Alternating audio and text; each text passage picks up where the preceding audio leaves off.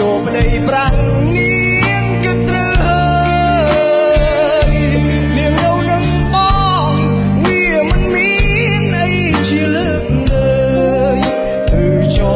ប្រពន្ធបងអើយនាងគិតត្រូវហើយអើយនាងបានជានាងនៅនឹងបងបទេស្រាមិនជួយធ្វើអីស្រីណាស្រវឹងវាលាណាតបតួសពថ្ងៃបើបានប្តីប្រាំងគេក៏មានដុល្លារអើយចាយទៅចោនាងស្រីទៅយកប្តីថ្មីកុំបីអល័យបងលើបានគ្នាពីឆ្នាំកំនាងតែទាំងក៏មិនលោងស្រែអើមែបានតែស្លឹងការងារមិនធ្វើមើលចោះហើយតែស្រវឹងដុល្លារមិនមានអើយប៉ុន្មានតលឹងអាឡ័យតែស្រវឹងរណានឹងនៅបានទៅចោះនាងស្រីទៅយកប្តីប្រាំងប្តីចាជាប់ស្រាយ៉ាងខ្លាំងទៅយកប្តីប្រាំងអើយនាងបានជាកូនមានតាមួយយកទៅលើយទៅនៅនឹងគេប្តីចាវាមិនឃើញជាបានសក់នឹងគ្នាទៅនៅនឹងប្រាំង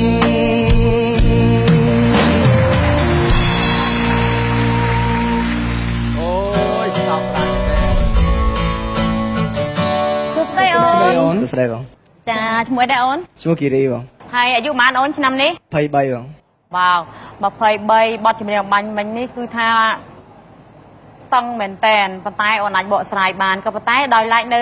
មួយចំណុចដែលបងអូនមិនអាចឡើងទៅបានល្អមួយទៀតកន្លែងដែលស្រ័យនោះគឺហាក់បីដូចជាមានបញ្ហាច្រើនបន្តិចក៏ប៉ុន្តែអូនត្រូវព្យាយាមក្រោយទៀតហើយសង្ឃឹមថាអូននឹងត្រឡប់មករដូវកាលក្រោយទៀតអរគុណច្រើនអូនចាអរគុណគិរីអ្នកស្រុកកំណើតណាដែរអូន នៅភ្នំពេញបង អ្នកភ្នំពេញចាមើលទៅការច្រៀងបងប្អូនមិញហ្នឹងដោយសារតែពីចាប់ដើមដំបូងអត់មានបញ្ហាប៉ុន្តែដល់ពេលអូននៅកន្លែងអ៊ឺហ្នឹងណា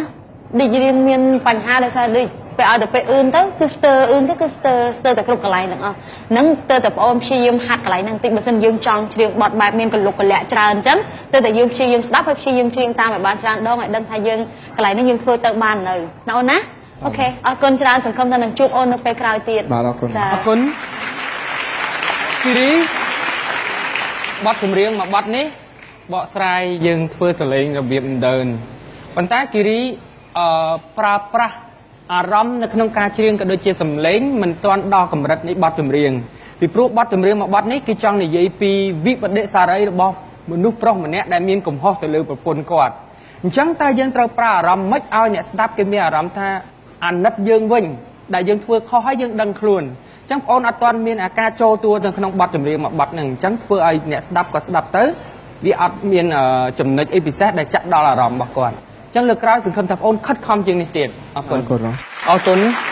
គិរីអាយុ23ឆ្នាំតែបងមានសម្លេងខ្លាំងល្អក៏ប៉ុន្តែបទចម្រៀងមួយបទនេះហាក់ផ្ទុយពីសមត្ថភាពរបស់យើងបន្តិចដោយសារតែបងស្ដាប់មើលទៅគឺប្រឹងមែនតើបទនេះគឺណោតខាងលើច្រើនរហូតអញ្ចឹងទៅយើងគួរតែរកបទចម្រៀងណាដែលស៊ីជាមួយនឹងសម្លេងរបស់យើងតាំងដែរក៏ប៉ុន្តែធ្វើម៉េច